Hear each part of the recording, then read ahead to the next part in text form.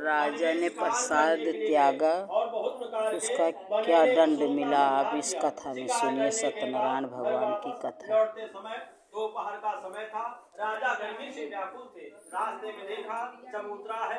चबूतरा के ऊपर बड़ वृक्ष का पेड़ लगा हुआ है। तो राजा ने सोचा दोपहर का समय है, गर्मी से व्याकुल हूँ, इस बड़ वृक्ष के छांव में आराम करूंगा।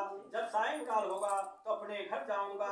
राजा चबूतरा पर लेट गए। राजा को नींद आ गई। चबूतरा पर विद्वांसी लोग, ग्वाल बाल लोग हर प्रतिदिन पूजन किया करते थे। विद्वांसी लोग आए, भगवान का पूजन किया। पूजन समाप्त होने के बाद प्रसाद का दोना राजा के पास ले गए और कहा, हे राजन, सत्यनारायण भगवान का प्रसाद ग्रहण करूं।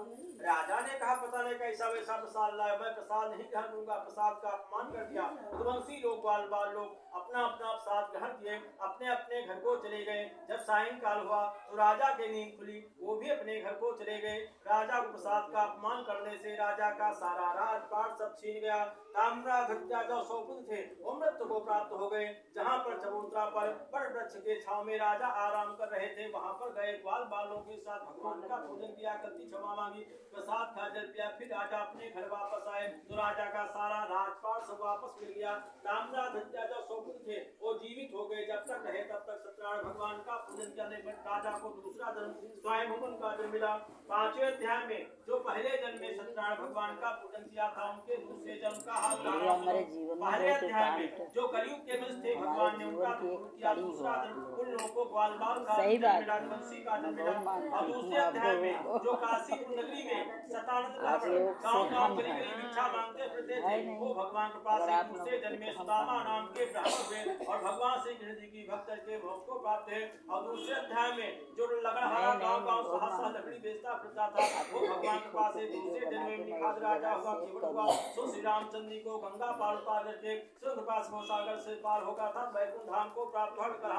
और तीसरे अध्याय में जो भद्रशिला नदी के किनारे सोने के विष्णु भगवान के मंदिर में उनका राजा उनकी पत्नी संतान के लिए पूजन किया करते थे, वो भगवान के पास दूसरे जन्म में महाराजा दशरथ थे।